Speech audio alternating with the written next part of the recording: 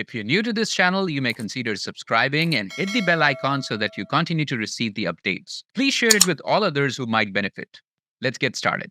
We are talking about gradient descent, and we started talking about this in the last tutorial. But let's just do a quick recap for everybody's benefit. We talked about the definition of gradient descent. Gradient descent is an optimization algorithm used to minimize the loss. Now, what is the loss? Loss is some function which is the difference between the actual values and the predicted values. End of the day, we want our predictions or the y-hat values to be as close to the actual values or these y's as possible. The functions might vary, but the general idea stays the same. We decoded some of the terms like slope, derivatives, and gradients. We discussed that gradient is a more appropriate term when you're talking about multiple variables. Multiple factors affecting the loss, let's say, we'll be talking about a gradient. Whereas if we talk about just one factor affecting an outcome, we'll be talking about the term derivative. Now let's talk about the idea of descent. We'll take the simplest example. Let's say this is our loss function. It's a convex loss function, which has a specific point where it attains the minimum value. The y-axis in this case represents the loss. So higher the value on y-axis, the higher is the loss. Of course, our objective is to keep it minimal. On the other hand, the x-axis in this case represents the parameters. It could be the weights and biases in case of a neural network. But let's say we are somewhere here. Please note the tangent here would always point in the direction of the steepest ascent. We can generalize this for a multi-dimensional space, saying that gradient will always point in the direction of the steepest ascent. So generally, we take the angle of the tangent with respect to the x-axis. So where is it pointing? It's pointing in this direction. And if we take another point, the tangent will be drawn like this. And again, it's pointing in the direction of the steepest ascent. Why? Because we take the angle of this tangent from the positive x-axis. So if you see, it's pointing in this direction. So this is ascent. Now, where does the descent come from? Well, in order to achieve our objective, we'll have to move in the opposite direction of this ascent, which means it's a descent. So in order to make it to the minimum point here, we will have to move in the reverse direction, not in the direction of the gradient in a multidimensional space or a derivative in this case. We'll have to move in the opposite direction. So here's the equation for gradient descent. We want to update our model's parameters. In case of neural networks, these will be weights and biases. We want to update them. We have some old values for them, but we want to arrive at some new values by adjusting the old values for what? Eta times the gradient. So this is the representation of a gradient. Theta represents the current parameters of the model. Eta is the learning rate. It's a positive scalar that controls the size of the steps we take. I'll just explain this in a minute.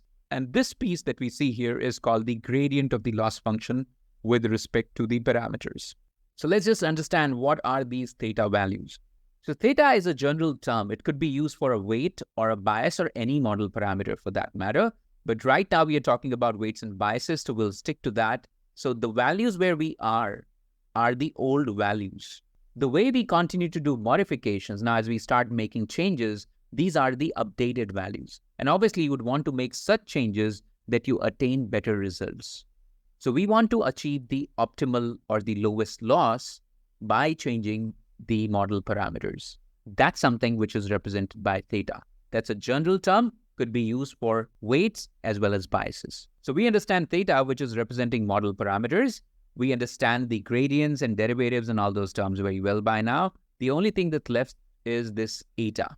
What is this and why is it relevant? Imagine we are starting at this point and we want to make it to the minimum point. We will move in certain steps. Remember we said machine cannot see. So you wouldn't say that I'll just take one step from here to here because you don't know where you're heading. If you can't see, you'll take your steps carefully. So imagine the first step that we take is here and we take another step to maybe converge to the minimum value. So maybe we took 2 steps in this case, but the scenario could have been a little different. We could take even smaller steps. Maybe we take 4 steps to reach this. This is a smaller learning rate. It's a positive scalar as we saw. So it's just a multiplying factor to the gradient, which decides how slow or fast we want to proceed. If we take the value of eta to be too low, we may take forever to converge. And if we take the value of eta to be too large, then what might happen? Let's see this. So we took eta to be, let's say, very large in this case. We overshot the minimum. We went beyond what we wanted to target. Then in such cases, we'll have to come back. We'll have to take more steps to come back and converge at the right point. I hope you have a very good intuitive connect with gradient descent now. It's as simple as just making some adjustments. But the twist is that the algorithm can't see, so it has to be a little more careful. The guiding force behind the machine executing the task is this algorithm called gradient descent. So now that we understand all the terms that are relevant for gradient descent, let's also understand what are some of the drawbacks associated with a gradient descent. So let's imagine we have a complex loss surface which looks like this. Let me try to rotate this and you'll get an idea. It looks like a paper in a multi-dimensional space, right? Now let's understand the opportunities associated with gradient descent. Generally, in case of neural networks, we don't really choose the specific values of weights and biases to start with. So what happens is that we can start just about anywhere. And if we happen to start at a place like this, which is this yellow region, if you see, or maybe this dark region that you see here, which are relatively flat regions, it so happens that the gradient descent algorithm might take several epochs or several passes through the entire data to be able to cross a flat region, which means it'll run extremely slow. On the other hand, if we start somewhere here, it's a steep decline. The algorithm would learn much faster compared to the flat regions. And this actually is the biggest drawback with gradient descent. If we end up starting at a relatively flat region, it might take just forever to be able to find the optimal solution. We might not even find the optimal solution. And which is very likely because where we start from is not under our control. So to overcome this opportunity with gradient descent, a number of variants of gradient descents were studied. These are called optimizers, and these are different algorithms which bring some modifications to the classic idea of gradient descent. But having said that, gradient descent is an important concept, and to begin with, this is what we have to always learn. So in our subsequent tutorials, we're going to talk about different optimization algorithms which overcome these opportunities associated with gradient descent.